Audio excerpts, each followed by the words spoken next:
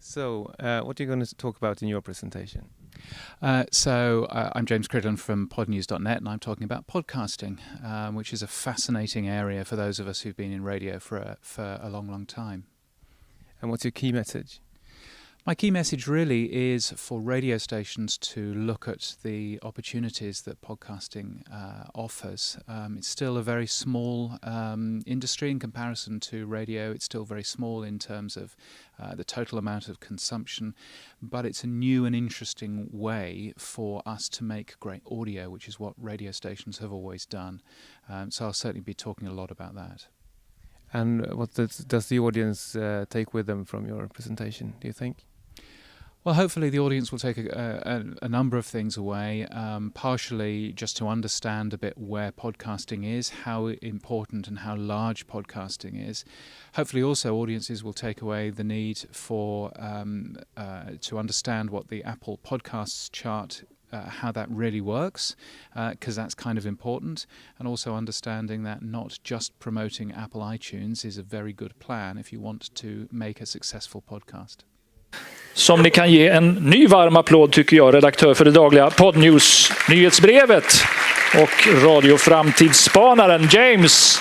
Please welcome on stage. The stage is yours, and we noticed that those of you who sit out there on the far Yes, I have to stand here, otherwise you can't see me. So and there will be no stage diving. Back here. No stage diving. No. Mot slutet av föreläsningarna, om ni känner för det, så kan ni samlas där, så kastar vi oss ut. Varsågod, James Cridland. Thank you so much. God ettermiddag. That's my Swedish for the day. In case you didn't know what that was, I'm very excited to be here, and it's wonderful to be back here in Stockholm. It's a beautiful place. I know you've got this beautiful view out of there. Just try and concentrate on the screens. That would be a wonderful thing. So I've worked in radio for the last 29 years or so, but I'm speaking to you today with my podcasting hat on, or rather my podcasting shirt on, because I'm really here as editor of Podnews.net, which is a daily email newsletter with news from right across the world on what's going on in terms of podcasts. My background, though, as I say, is radio. I worked at the original Virgin Radio in London for a good long time, looking after what they did on their website, but also launching a few new and interesting things, like the world's first mobile phone streaming app, which you can see on a Nokia phone there back in 2005. And also in 2005, I launched the first daily podcast from a radio station in the UK with Pete and Jeff, who are doing our breakfast show. We even did something called podvertising back then, a name which unaccountably hasn't taken off. I don't really understand that. Anyway, I've been asked to talk about some podcast trends from across the world, so I will do just that. The screenshot here is from the Microsoft Zune, which was so good they stopped making it a few years after, I think in 2007 or 2008. Let me start with some big numbers. And some smaller ones, just to put podcasting into context for those of us from a radio background. I'm going to start with some Australian numbers, because that's where I live, and Australia is quite pretty, although I appreciate that this country is also quite pretty. But 78% of Australians know what podcasts are, or at least are aware of them. That compares to 64% of Americans, 61% of Canadians. People do know what podcasts are.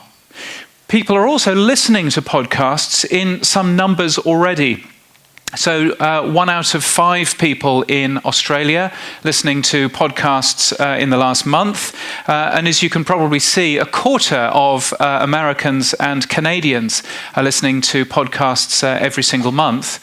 Every single week, well, it's a smaller number, but it's still relatively high. 13% of Australians listening to podcasts in any given week.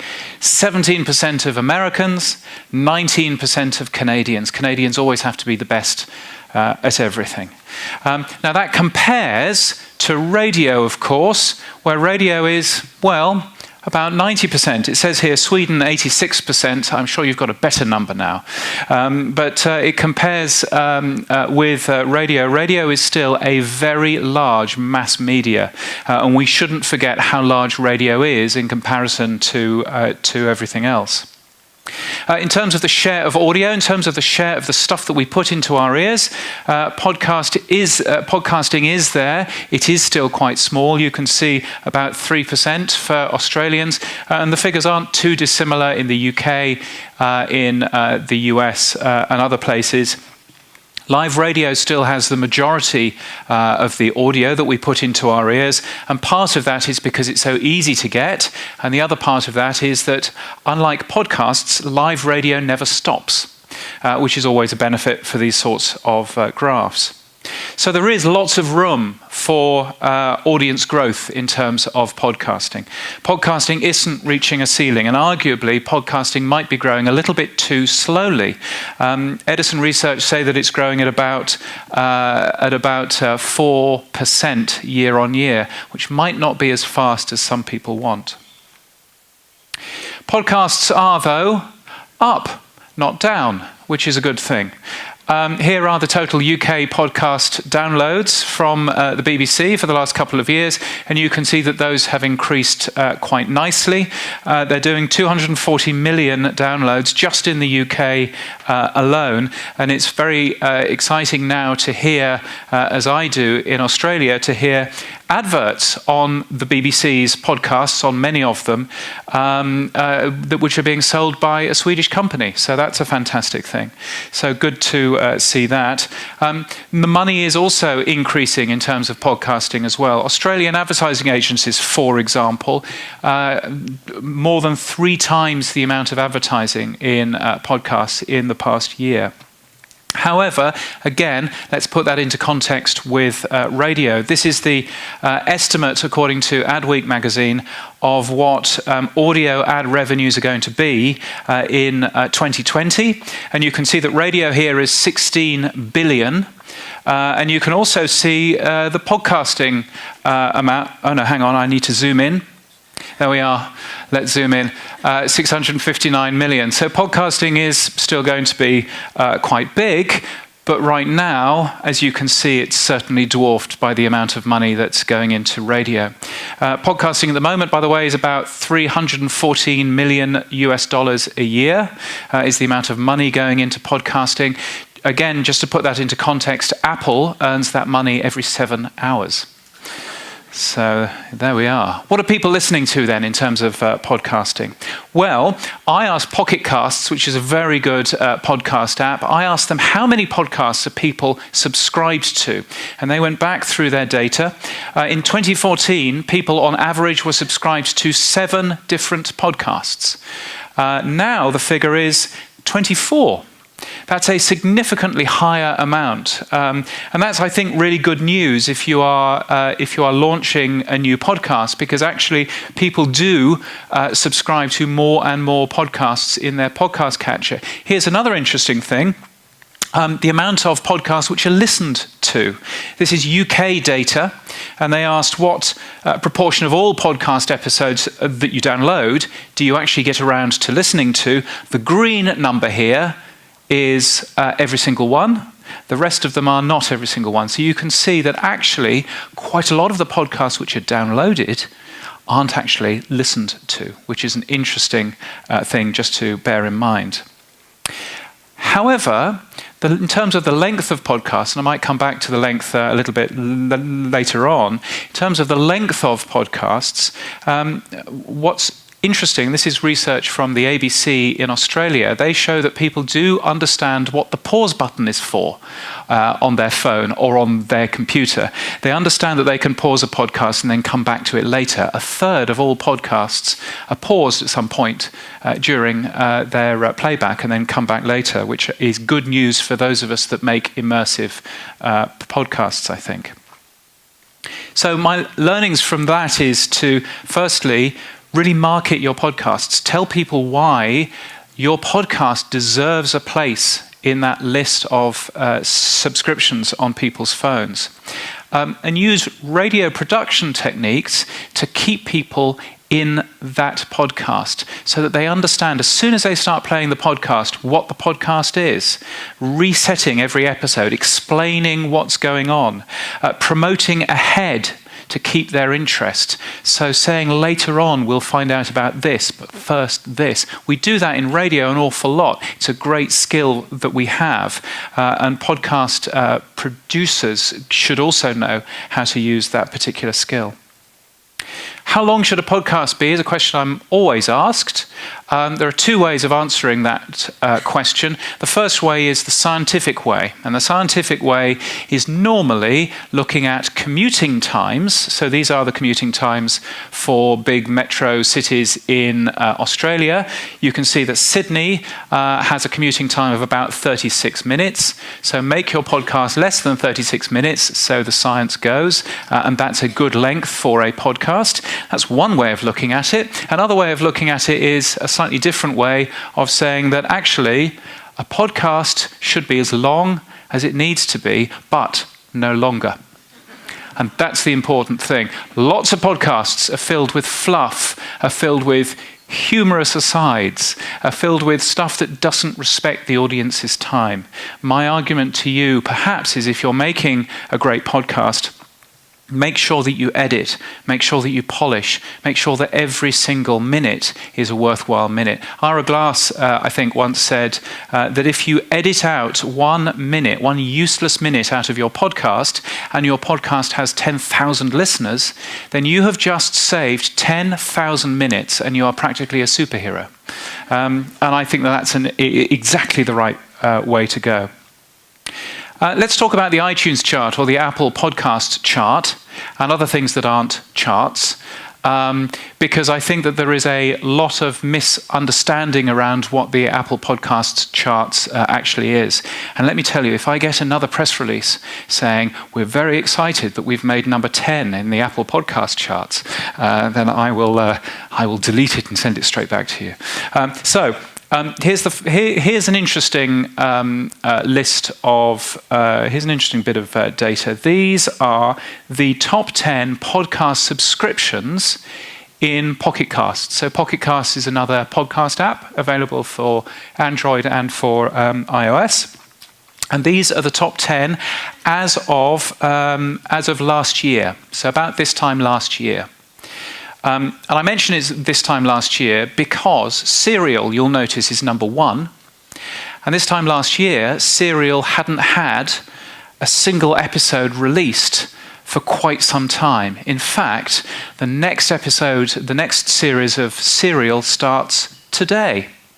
So you can see that people don't unsubscribe from podcasts that have finished their particular season. I am still subscribed to Death in Ice Valley because I'm waiting for the next season of that podcast. You can also see in here, though, that there are no Australian podcasts in this list, which I think is interesting. So let's compare this list with the Apple podcast charts at the same time. And the Apple podcast chart said that these were the most popular podcasts. Now, let me tell you one thing. The number 1, you won't have heard of it. It's a podcast by the Victorian Police in Melbourne. It's called Unspeakable. At the time that I took this screenshot, there was only 1 episode had actually been published. How could that possibly be the most popular podcast? Until you understand how the iTunes podcast chart actually works. So this is how the iTunes charts works. All 3 of the charts that I'm going to talk about only measure iTunes for a start. So they don't measure anybody on Android. They don't measure anybody listening on Overcast or Pocket Casts or any of the other myriad of podcast apps out there. Secondly, there's one chart which is called New and Noteworthy, or as I call it, Old and Broken. Because in most places, including here, if you go to any of the categories within iTunes and you look at New and Noteworthy, you'll go, this looks a bit weird. All of these podcasts were new and noteworthy about 22 months ago, because 22 months ago was the last time that Apple bothered to update these. So you'll see new episodes in there, but the podcasts themselves were actually all weirdly launched about 22 years ago. So new and noteworthy, it's in most cases old and broken, and it's completely editorially driven by the Apple podcast team. What's hot is potentially the one that uses reviews, and it's why you hear many people talking about give us a good review. It shows with a larger than average amount of recent subscriptions and also reviews, and it's also in a random order, so it's not even in the most popular order. The chart that people look at is the top 150, the iTunes chart, the Apple Podcasts chart. And all that is based on is the number of new subscribers that a show has had in the last week. And it's weighted to the most recent new subscribers. So if you are launching a podcast and you are a radio station, then armed with this information, it will be impossible for you not to be number one in the iTunes chart, because you have already worked out that just promote the hell out of it over one day, you will get to number one. And if you don't, you have a problem. Because that's how the Apple Podcast charts work. In case you haven't already got this, none of them measure downloads at all. Okay, very different to the music charts in that particular case. The other thing about the iTunes chart is they're really easy to manipulate.